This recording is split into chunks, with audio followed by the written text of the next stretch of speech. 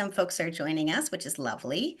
And what we're going to do is get started with introductions tonight. And then as more folks join, then they'll be able to come on in and ask questions and kind of see where we go from there.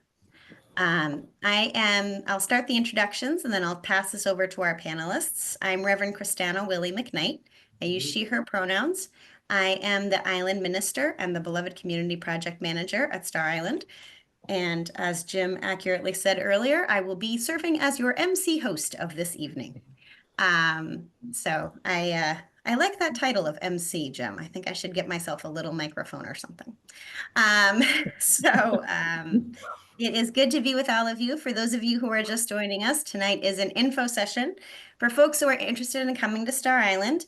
We have some wonderful panelists who have been coming to Star Island as conferees, which is what we call folks who come out for our conferences for varieties of numbers of different occasions and times. And so we're really glad to have people who can share their experiences with you tonight and answer any questions you might have and generally give you an overall introduction to Star Island, which is a wonderful place, but is not always a place that is familiar. And so we know as we're trying something new, it's always great to have some context and some information about that. So as we get started, we're going to have some time for questions and answers tonight. So we do have some panelists here, but if anyone has any questions, I really want to encourage this to be a dialogue. So please feel free to ask. You can either type your question into a chat or raise your hand. You'll need to unmute yourself if you want to ask your question verbally. And with that, I'm going to turn this over. So why don't we start with, I will have each person introduce themselves to their panelists, talk a little bit about their own relationship with Star, what conference they attend, and what brings them here tonight, I think. What is something particular about Star Island that brings them to the point that they want to come on a Zoom call at 7:30 on a weeknight to share the joy of Star Island? Jim, would you mind leading us off? Sure, absolutely. So I'm Jim Cooper. I use he, him pronouns. I've been going to the All-Star 2 conference in July for many years with my family. And I now do a lot of volunteer work for the island. And I actually helped organize this info session together with Chelsea and Christana and some other volunteers. Brenda as well, who's on the call tonight. And yeah, that's basically my how I fit in. Thank you, Jim. Julie?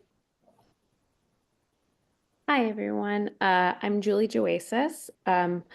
I have been going also to All-Star 2 since I was a small child. I now bring my small family, my two young kids and my husband to Star Island. And it has made quite the impact on my life. I've had many lifelong friends from Star Island, and it has shaped the person that I am today. So that's why I am here to help spread the joy that Star Island has brought to me. Thank you, Julie. Chris? Hi, I'm Chris Gillard. I go to New England Heritage in August. I've done it for the last few years. It's just a wonderful place to be, and that's why I like to introduce it to other people. Thank you, Chris. April? Thanks. Hi, everybody. I'm April Rosario. I use she, her pronouns. I am a Star Island board member, and I chair the Beloved Community Task Force and the Building Bridges Conference. And I wanted to do this tonight because even though I've been going to Star for a while, I remember what it's like to be a new person in a new place, and that can be really hard. So being able to help answer questions and make trying a new thing seem less hard seems like a good way to spend my evening. Thank you, April. Jared? Hi, everyone. I'm Jared Lipton. I am also an All-Star 2 conferee. Been going to Star since before I can remember. My connection to the place is my mom grew up going there. So when I was a kid, she brought me. And now I attend with Audrey, my wife, and our daughter as well. It's hard to really expound upon what everyone else has said because it all holds so true, but there's really no place to me like Star, and the time you get out there is so unique. Um, I wanted to, anyone have any questions or interested, definitely want to share that and encourage people to come check it out. Thank you, Jared. Would your partner like to share anything? Yep. Oh, sure. So I go to All Star 2 with Jared. I've been twice now for conferences again, and we brought our daughter this last time, which was really great. And although something that I was trepidatious about, turned out to be really wonderful and lovely. And yeah, so even though it's all new to me, I'm still very enamored with the place and happy to talk to people about why, even as an adult, it's something that has grown on me and will be continuing to do. Thank you. Linda? Yes, my name is Linda Broadbent. I've brought my sister from England to come to STAR. She fell in love with it. I've been going there for 20 years now at midweek 1. We have a wonderful time together. I've made some fabulous friends and we have lots of fun together. Wonderful. Thank you, Linda. Brenda?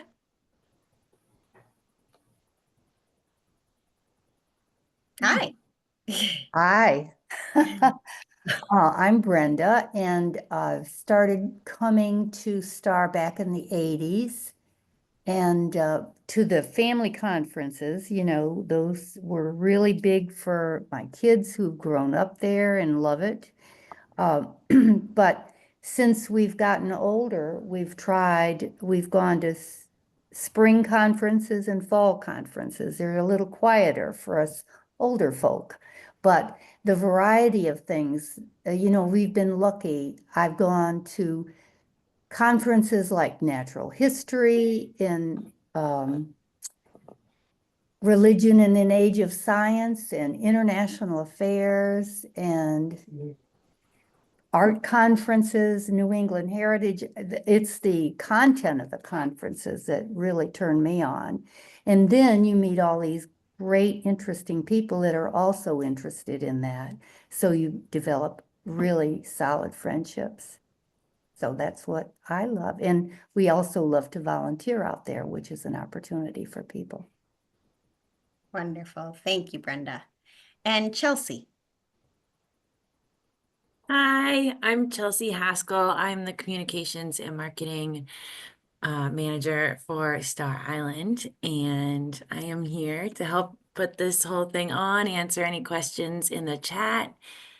And Star Island's an amazing place. I'm coming up on 2 years working for the company, and I love it. Thank you. Thank you, Chelsea. With that, we thought we would start tonight with both talking a little bit about what it's like to actually get to Star Island and then what it's like to be on Star Island. And then we'll open up a time for Q&A for any thoughts you have or questions or things that come up from the conversation and see where we go from there. So with that, Chris, could you get us started on what a typical first day is like as you're getting out to the island, Portsmouth and the boat and orientation and all that stuff? Sure.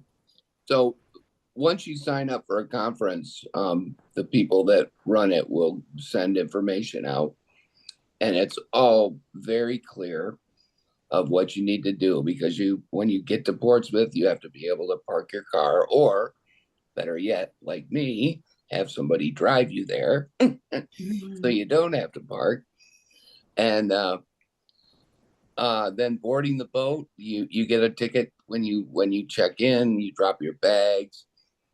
And then there's just a lot of standing around and enjoying the camaraderie with all the old people that you're running into again from last year. The boat ride out's beautiful down the Piscataqua River. And they give us a little tour as we go. And on arrival, you will, before you even get up to your room, you'll hear an announcement to do meet on the front porch steps and do the fire and water program where they teach you about all the emergency stuff and water conservation, mostly safety stuff. I'm missing something in there. What else was in fire and water? Cookies. Oh, cookies. Yeah, I guess that's it. Water conservation is one of the big things, and of course, open lights. I know I'm missing something else in there. I should have got my book out. Anyway, so once you're done there, you'll go pick up your luggage. That'll all be in one spot for each conference. Take it up to your room, get settled in, meet with your cohorts, and check out the schedule for the day and enjoy the day. Thank you, Chris. And with that, Julie, could you talk with us about what it would be like when you wake up the next morning, and then what sort of a first day, but then most of the days have a fairly similar flow to them at maybe a family conference, Sure. which are not super different than the September conferences, but a little bit.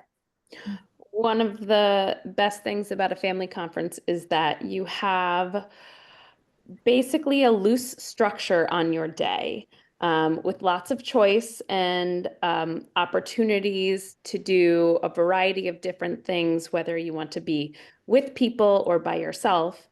And one of my new favorite things about a family conference is the opportunity for other people to care for and entertain your children throughout the day. I tend to go out with my family, my parents and some cousins, but in addition to that, I think one of my favorite pieces right now has been the children's groups. So when you wake up in the morning, some people choose to jump into the Atlantic, and we call them colloquially polar bearing. So there's that very first thing. So if you wake up and you hear people kind of hollering quite loudly, that's the crazy people going into the very cold ocean. And then we start the morning with breakfast. Some conferences have a morning chapel. Ours particularly has a children's chapel. And then the day sort of gets started with a children's group. And that time varies from from conference to conference. However, there's usually in most conferences a morning and an afternoon children's group, and that's run by people in the conference. So your peers, they're volunteers, they give up their time, and different conferences break up their groups different ways, but there are a variety of places on the island that they hold what is sort of like a youth group. So for babies, they'll take care of children like they would in a daycare setting, with lots of free play. As you get older into the groups, it becomes more of a youth group type of activity, like you might find in church youth groups or after school programming. It sort of blends that nice community of like a classroom, but also with the fun activities of a youth group.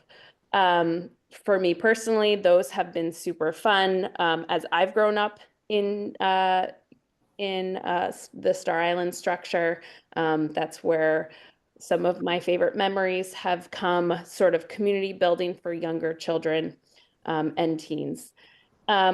During that time, adults often have either events that you can join, speakers, workshops, or free time.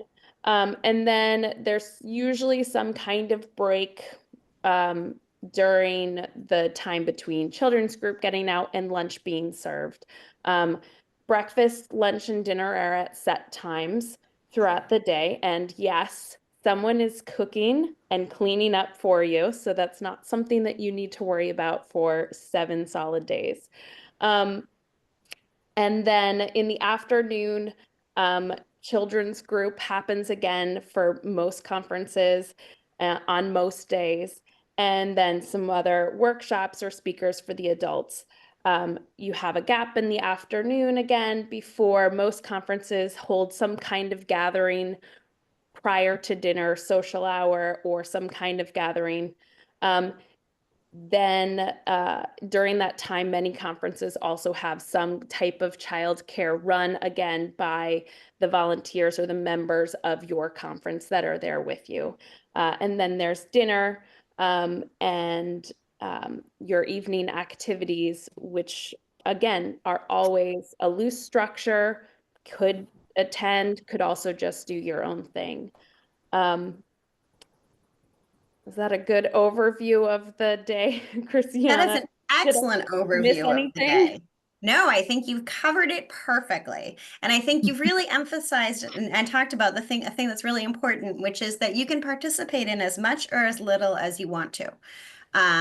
So when I myself was attending conferences years ago before I was on staff, I liked to go to the conference programming. And so I would wake up, my kids would be in programming, and I would do the chapel and I would do the lectures and I would do all the workshops, and it's something that I really enjoy. My husband, who feels possibly more passionately about Star Island than I do, has determinedly for 15 years now never attended a structured program. He maintains what he is sure is a very rigorous schedule on Star Island. It involves napping and fishing and running. He has time with friends. He reads books. Sometimes there's 2 naps. So like, there's a lot of different things that you can do. And it really just depends on what is working for you. And even within the same family, it can be very different things. He and I go on a lot of walks together. Like there's all kinds of ways to experience it, which can be with a lot of people, which can be on your own, which can be in a lot of different ways. With that excellent summarization, thank you so much, Julie and Chris. That's wonderful. I would like to open this up for any questions from anybody who's here, which you can feel free to either ask or write in the chat. We've just given you a lot of information. I know it can be a lot to take in.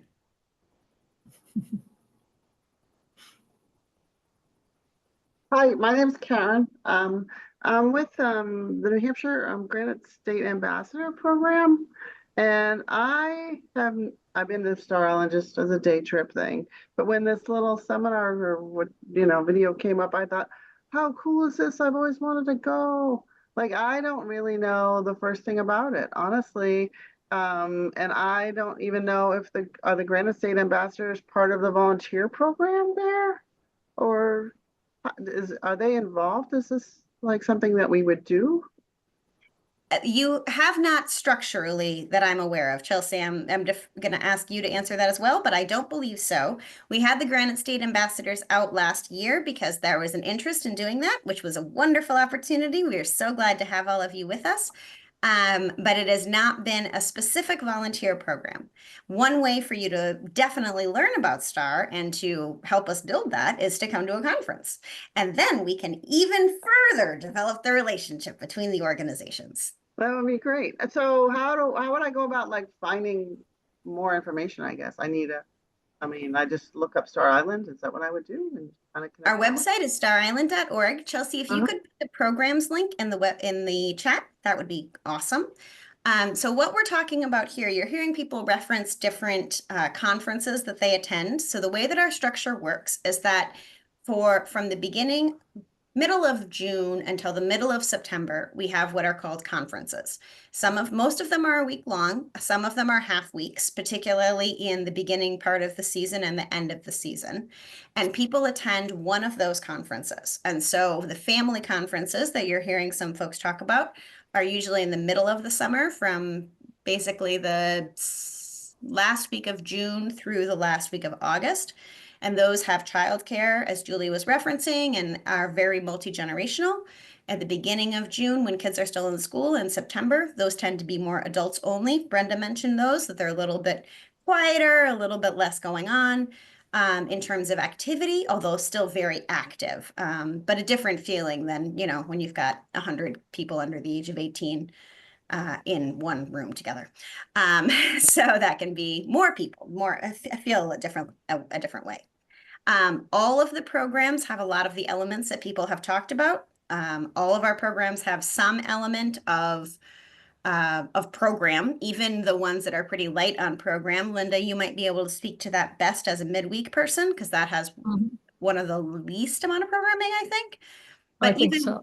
midweek, you guys still do some programming. And have, there are some activities that folks can take part in. And then they usually will focus on something as a theme for what they're working with during that conference time. Which often ties into the broader theme, like we talked about a little bit with arts or New England heritage, that have sort of a focus that they want to do. But again, you can attend one of those conferences and do those thematic conversations like the lectures and things, or you can nap. All our options are open. Does that Thank answer you. your question, Carol? It definitely does. I'll definitely want to look into it. And again, I'm very new to this ambassador program. I'm a rookie in that group as well. So that's kind of why I figured, it's great to be introduced to something that I've always been interested in. So I thought I would hop on and find out more. Thank you, Karen. Thank you for asking the question. That's a really good one, because when you're starting, there's just so many, Yeah, you know, you it's don't know hard where to start. where to plug in. How do you And start? Yeah. sitting on the porch is very therapeutic. I Yes. bet it will be, yes. And make your whole year a week in that rocking chair. We have a question in the chat about, does any of our panelists want to talk about the YES conference? I can talk about the YES conference. I don't have the chat up because I have too many things happening here. What is the question about the YES conference? Their 16-year-old wants to attend. Yes, it will be his first time. And can you tell us about it? Yes, absolutely. So the YES conference is one of our specifically youth programming oriented conferences. I actually work pretty closely with that conference. They have wonderful chairs this year, Phoebe and Owen. They are the primary crux of that conference. YES stands for Youth Empowerment Spirituality. So they're very focused on how they can work together as a youth community. They really engage in a youth-led way, which is super, super exciting. The youth do everything. The age group there is from 16 to 22. So they sort of mentor the younger kids through the process and support them. And, it's a very interesting time in life between 16 and 22, when you are really emerging as an adult and a person independent from your family, but you still aren't ready to kind of fly fully independent, which is one of the reasons that I think the YES conference is so special, because it gives us space for that, where you are in a protected environment on Star Island, but not entirely encased in your family. But there are so many layers of folks that are wanting to be there for you. There's a wonderful minister named David Shinman, who's been the minister for the YES conference for many, many years. And he's sort of the adult that helps guide them and bring them through that process of being together and the group dynamics. And they have a very strong community. They're always excited to welcome in new folks, and they're very dedicated to each other. Julie, you mentioned a little bit some of when your experience growing up on the youth on Star Island. That's really alive in the YES conference, that sense of companionship and camaraderie that the youth build together. Does that answer the question? I'm happy to talk more. I love that conference. They're very, very dear to my heart. Yes, it does. Thank you. Sure. Do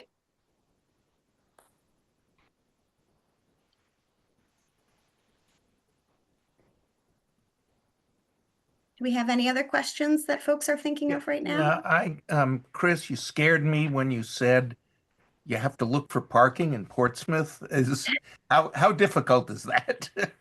Yeah, I'm already signed up for building bridges, and April my whole family will be joining you. Yeah, you don't have to look for it in Portsmouth. Oh God, no. Yeah, that was a horrible rip. The parking is available at the dock. Okay. with the cruise what's the name of the company? Isles of boat. Shoals Steamship Authority. Isles of Shoals Steamship Company. Yeah, you park right there, Okay. and they take good care of you too. The reason I don't like to park there is just because your cars get maneuvered around, so sometimes you have to wait to get your car out. This was And this I'm was local, more so about it this was gets more dropped about off. spending time in Portsmouth looking for, you know. Yeah, absolutely. No, you don't have to spend any time at Good. all. They've That's- got the island staff there, the kids, and they park in, get your bags, and it's seamless. Absolutely seamless. That's It's kind of like a valet service. Like you just drive in Exactly. and they'll take your car and they move it. no problem. Yeah. Got it. It shocks me that they can do it every time. One time I was asked to do it and I was like, that's just not a thing I can do. Yeah, those kids are amazing, and you never hear a raised voice ever in there, and it's just everything is done. I see that we have a question about scholarship options. Chelsea, do you want to talk about the discounts right now? We could jump ahead a little bit. Sure. And I just sent the information on our financial grants, which is separate from the discounts program, but we also have financial grants that you can apply for. And I will also put in the application in the chat. There we go. And then we have 3 discounts this season. And the first one is a You Will Come Back discount. So this is for people that have been to Star Island but haven't been back since 2022. And this is a 25% off your room and board. And we also have a former Pelican discount. The Pelicans are our seasonal employees. So if you are a Pelican, you get 50% off of your room and board for this coming season, and then 25% off for next season. And then the discount that will apply to everyone that has never been to the island before is the 10/10 Bring a Friend discount. So you may, when you apply for the discount, you can put down Christiana or I as your friend, and you will receive 10% off of your room and board. And you can also bring up to 10 friends, and you can apply any of these discounts with your financial aid. They both can be applied. So the discounts and the financial aid are basically stackable. So if you are a person who loves to talk about Star Island, as so many of our folks here tonight do, and you say, I want to go for the first time, but I also want to bring 3 of my friends with me because I haven't been before and it's so fun to go with people you know as well, then you can get a 10% discount for each of those people that you bring with you, including people in your family. And then you also get the 10% discount for yourself. And then they also get a 10% discount. So lots of ways to do that, plus the financial aid programs, which is a need-based program. The discounts are not need-based. So we were looking at the scholarships for it, and there's a scholarship from Yes and a scholarship from Star Island. And I went to apply for the scholarships, and it took me to a form for like 2023 and 2024. So is that from the Yes page or from the Star Island page? I can't remember. I was on both. If someone can look into that. So the Yes conference may not have updated their financial grant stuff yet. And the other piece about that is that the Yes conference is actually rolled in with Star Island with their financial grants. So you really only need to apply to Star Island. And that will give you what you need. Yes might have one separate scholarship. I can check in with them about that. Chelsea, you have everyone's information who's registered for this, right? Mm-hmm. Can the person who's asking this question, can you just tell me your name again? Glenn. Glenn. Glenn, let me look into that and email you within the next couple of days about the question of either the Yes Conference scholarships or the Star Island scholarships. I'm pretty sure they're going to be rolled into one, but I actually have a meeting with the Yes chairs within a couple of days. So let me check in with them and get back to you. Would that be okay? Yeah, that's fine. A couple things. It said that we could apply for both scholarships, but only accept one, either from you or from Yes. Yeah. So, but I'm just trying to find, so is the financial grant application 2025 that you put the link there in the comments, Chelsea, is that the Star Island Yes. scholarship? Okay. And the other thing is, I'm Linda, my husband is Glenn, so I'm not sure whose email you have. You might have both of ours, I can't remember, but we'll get one way or the other. Okay, great. Okay. We will look into that. Thank you so much for letting us know. Thank you.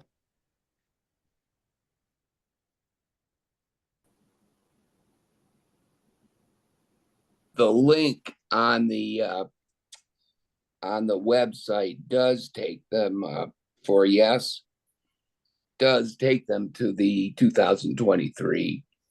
So that may Yeah. be them. Yeah, I think that Yes might not be updated through their conference stuff, which is why you should use the Star Island one.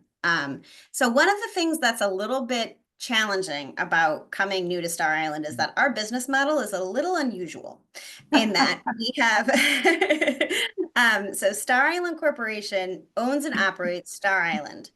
And we do the facilities and we have some staff that support the island.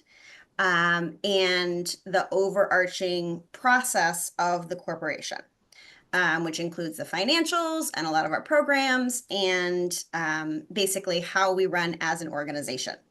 It's modeled after actually the church model, which is to say that then the programs themselves are run by the volunteers. So you heard Julie talk about how the people who are running the kids programs during family programmings, family conferences are volunteers and they're your peers. So those folks are not employed by Star Island. We have a lot of people who work for Star Island. We hire about 100 seasonal workers every year. Well, it's 100 including the year-round staff. And then we also have all these amazing volunteers that come out for all of our conferences. We sometimes have, 50, 60 people, 70 people out of a 200-person conference will be volunteering in different ways. And so sometimes when the information is getting updated for specific conferences like the Yes page, that might not be as up to date because it's run by volunteers and they are constantly working on so many components of what goes into creating a conference, that there's just a lot of information for them. So we will definitely, I'll check in with Yes and definitely use the Star Island link for financial aid. I hope that made sense.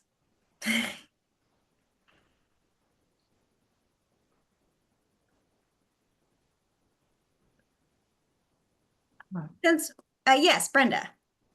I think it is worth mentioning it too, if you've not been to STAR before, that there are conferences anywhere from 2 days long to 7 days long. They're all very different, with different focuses, different people that come, different times of the year. I mean, one of my favorites is the bird migrations, in the spring and the fall. So I think that's important for people to know. If you're not sure you want to commit to a week away from home on an island out in the ocean, you can try it for a weekend.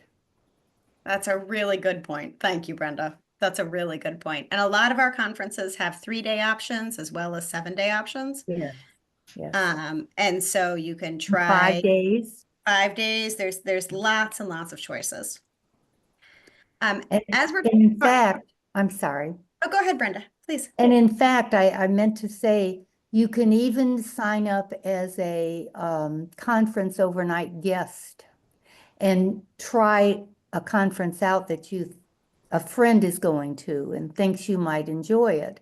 So that's a special thing you can try if you're unsure. Yes, there's a lot of ways to Yeah. come out in different ways. Thank you, Brenda. We have a question here about the weather. Who would like to field that one? April. Sure. So obviously, depending on when you go, if you're going at the beginning of the spring or more towards the fall, it's going to vary. But my week is smack in the middle of the summer, and my family's actually out there all summer. And on any given day, you can experience about 3 different seasons. So my recommendation is to pack with layers. I think it's really, really often that you might start a day in long pants and a sweatshirt and a cup of coffee or tea on the front porch. By lunchtime, you're looking for shorts and tank top or a bathing suit. And then by dinner and evening activities, you have moved back into long something, whether that's pants or a sweatshirt or both. And then if you're a conference that does something after chapel, you are bundled again. So layers are always, I think, priority, and being comfortable. And then obviously, depending on what month you're in, it might be a little bit rainier than others, but I think layers is probably the best option. Yes, Julie. I would also add sunscreen and any kind of sun protection, because especially during the peak summer months, it can be quite surprising how quickly that sun can really scorch your skin, even if it's cloudy out. And we do try to help out with that. We have sunscreen stations all over the island. We also have bug spray stations all over the island, and in most of the buildings, so that you have access to that.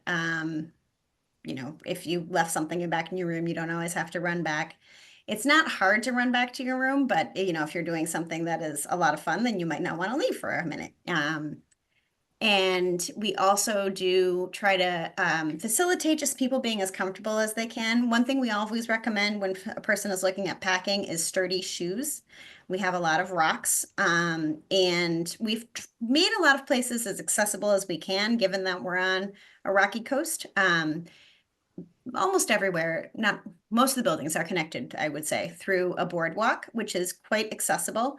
But sometimes it can be fun if you want to go out walking on the rocks, if that's something you're interested in doing, and you really want to have sturdy footwear for that. Things that are, flip-flops or squishy are not going to be your friend in that circumstance. We also get a lot of wind. So that's something that can be a little bit different than being on the mainland. Even in the hottest of months, we will often have a breeze when there isn't one. My family lives in Portsmouth, and my husband and I enjoy exchanging weather tips because his experience in Portsmouth, which is obviously our closest port, is often very different than my experience on the island. There is a reason people went to the seaside for years before there was air conditioning. And it's something I realize almost every July, because it's a different experience than being entirely in the mainland. I found too that getting a microfiber towel, packing one of those with me, because I do the polar bear plunge every morning, and it's so much nicer to have a dry towel in the afternoon if I decide to go swim. And I'm also not creating more laundry for the folks down under. Yes. Thank you, Chris. That's a very good point. Linda, you had something you wanted to add? Yes, one of my favorite things from midweek one is after dinner, the Pells bring out the lanterns and we walk silently up to the chapel, all holding lanterns. And then we have a service with our minister there. It's just very beautiful. And I have a nap every afternoon. A good way to stretch out the day, for sure. And we sing in a choir also in the morning and the evening. We practice quite a lot. That's lovely. Thank you for sharing Yes, that. it is. Christina, as someone who is bringing, I'm coming to Star for the first time, and I'm bringing my wife, my son, my daughter, a daughter-in-law, Wow. and four grandchildren. Oh my my when I heard that there's a 10% discount someplace, how do I go about accessing Right. that? I believe that Chelsea put the link in the chat. And so we will have so you get a 10% discount for each of those people, my friend. Wow. And each of them gets a 10% discount for coming for the first time. So Wow. you are going to And have, that'll be done at when we arrive at Star. most folks, so you pay a deposit when you first register. Deposit's already paid. Yep, then the rest of it will be paid at the end of the week. We tend to do it towards the end because people will often use their rooms just like folks do if you're staying at a hotel, you can charge a tab to your room. And so folks will sometimes do that with the snack bar or with the bookstore. Well, the bookstore is actually separate, but there's different things where you can charge things to your room. We also have a massage service during the week. And so if people want to get a massage, that is separate. It's great, but separate. April. Yes. So I just wanted to jump in. Randy, I'm so excited to meet you and your family. There is a deadline though for the 10/10 bring a friend discount. So even though you pay it, like you pay your bill in full at the end of the week, you have to apply for the discount no later than 2 weeks before the start of the conference. So because you're coming to my week for Building Bridges, so you'll want to fill in that application by the end of June. Okay. Or if you need help with anything, you can send me or Liv an email and we'll walk you through filling it out step by step. But yeah, you just want to make sure that, and that's for anyone at any conference, those discounts the applications have to be in 2 weeks before the start of your conference. Otherwise, you're not eligible. Okay. Thank you. Yeah. That's all very helpful and makes it a little easier to on the pocketbook. Yeah, Yes. good catch. Thank you, April. That's such an important detail that I totally forgot to mention. And for any of these things, if there's anything that's unclear, please feel free, or if you have a question about anything, this is a great time. But if there's things that come up in a week or 2 weeks, feel free to reach out to whatever conference you're interested in or to Star Island staff. All of our information is available on our website, and we'll be happy to answer any questions that anybody has. I do have another question here, which has been asked, is there a curfew? There is not. Some conferences do have sort of recommended curfews for youth. Do any of the people who are at conferences want to speak to the recommended curfews for youth, or? I don't know what they are off the top of my head, but yeah, Christina, there are recommended youth. It's honestly mostly just so they don't burn out midweek, as some of us did in our youth. But yeah, no, it's mainly just recommended, like it's for the youth recommended so they go to bed at reasonable hours so they don't tire out during the week. It's not, they are strong suggestions, but it's really to make sure everyone, parents, kids, get the most out of the week.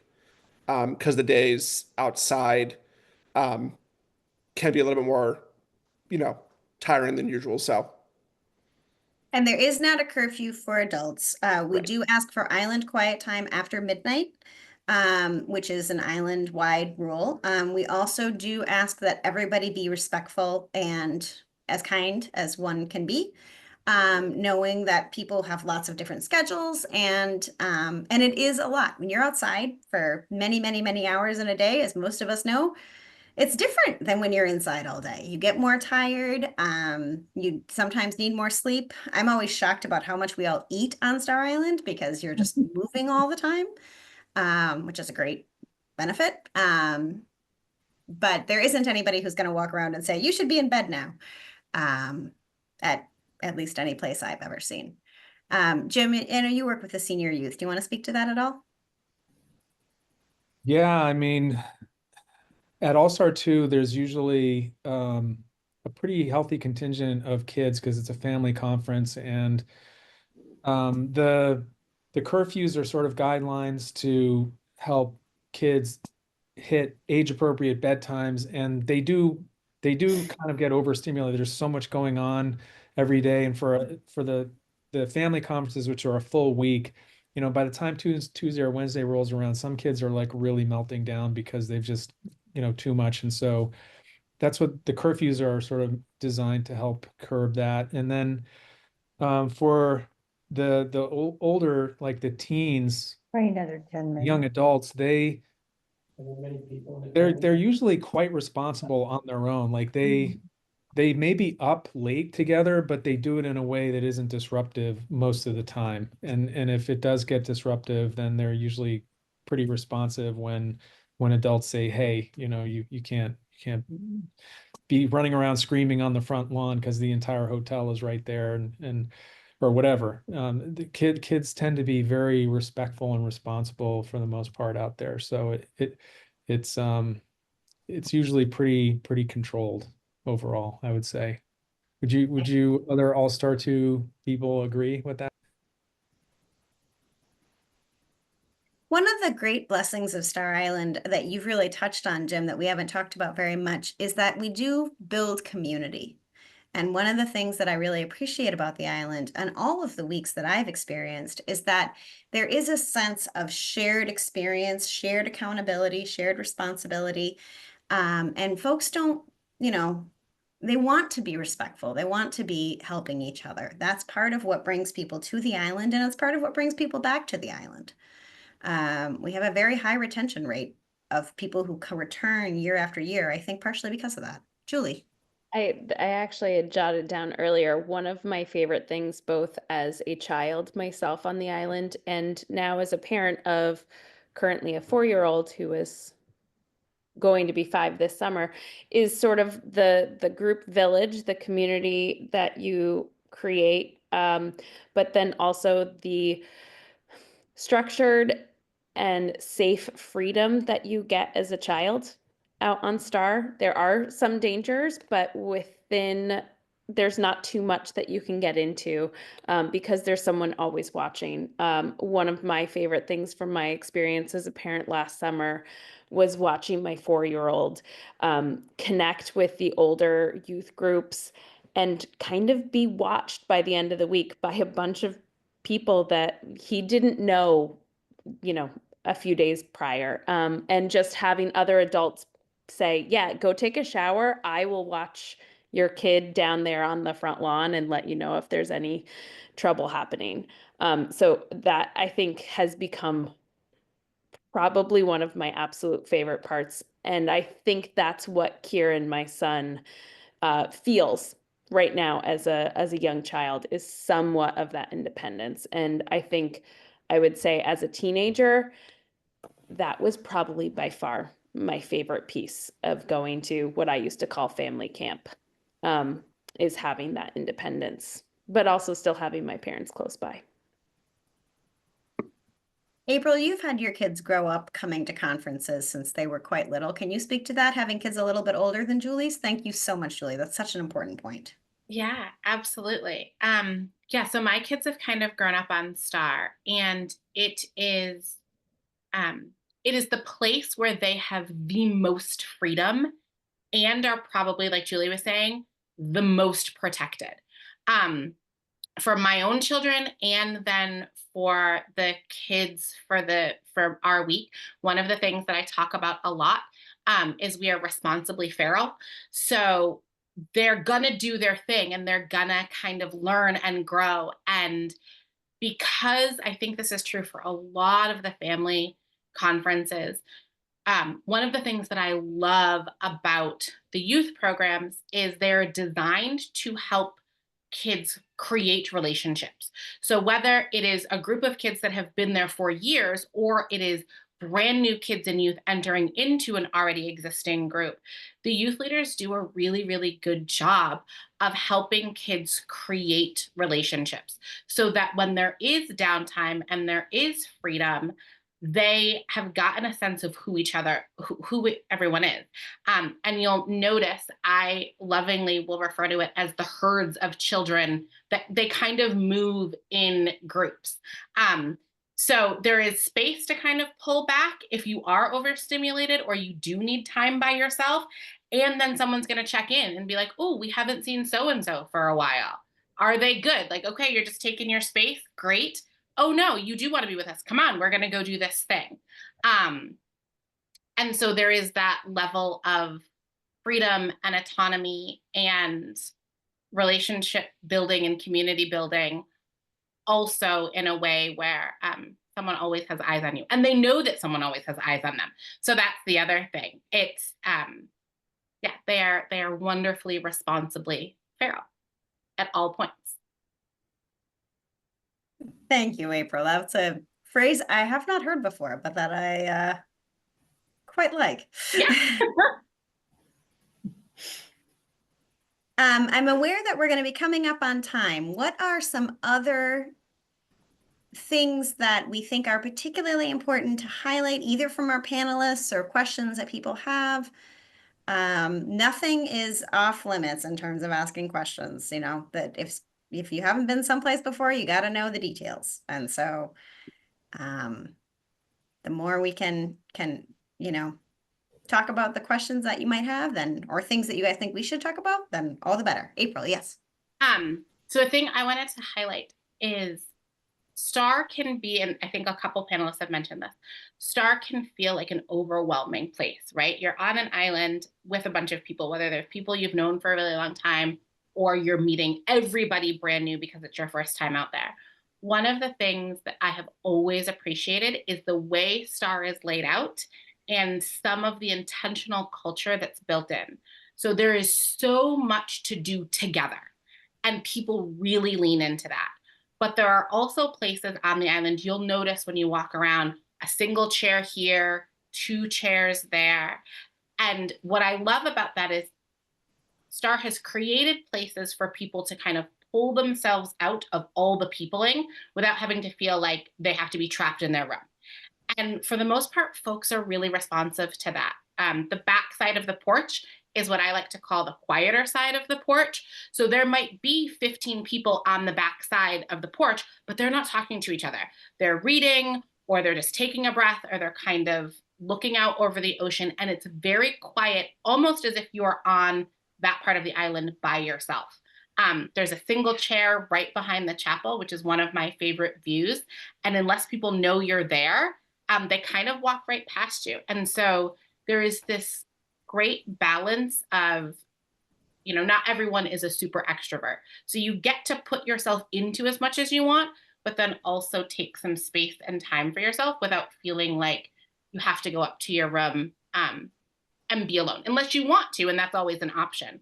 But if you don't want to just be in your room, there are all of these little pockets around the island that you can kind of pull back and just take a breath, which I've always really appreciated. So I always like to highlight that that's an option, and people respect that, which I've always really appreciated. A really important point. Thank you, April. Yes, Julie. When I sat on a panel last year in this exact situation, I had a family ask about some of the accommodations or what's available for families, especially families of young children. And as a conferee that has been going for a long time, when I brought my child out for the first time, I was actually very pleasantly surprised at how much was available to different families on the second floor. Usually in the family conferences, all the kids are grouped together on the second floor of the hotel or third floor of the hotel if you're in quite a large conference. And on that floor are a lot of things that are available for kids, from sound machines to mini potties that can be brought into your room,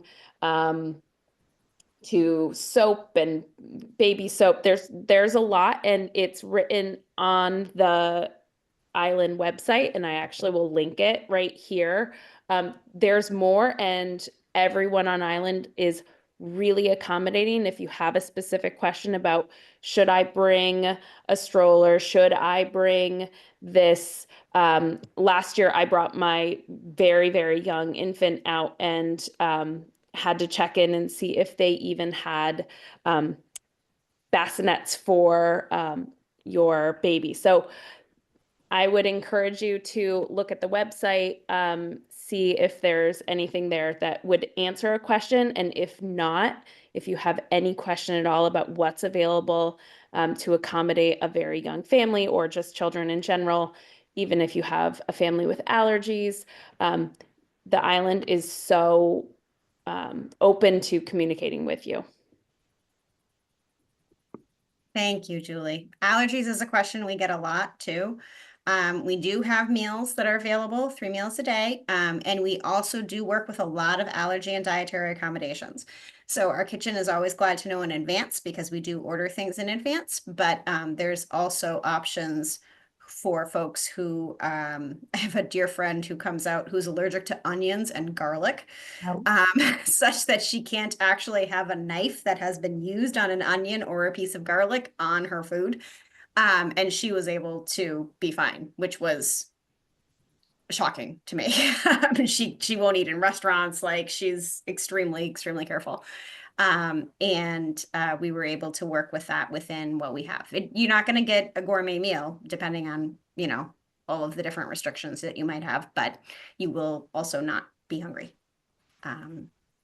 And we also have the snack bar for food and the grill, which is open during the day, usually for lunches, that has like hamburgers and hot dogs and lobster rolls and sort of typical New England grill food.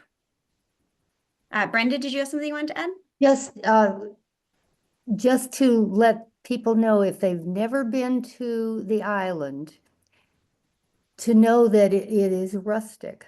I mean, some of these buildings were built in the 1800s, and it's an adventure. I mean,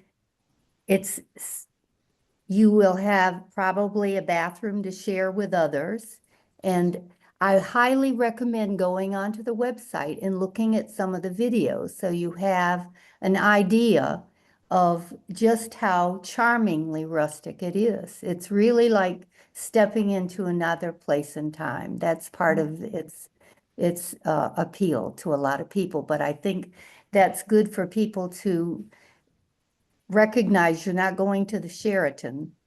You're going to the Oceanic or to a cottage that was from another time and place. And that's really a lot of the charm of it.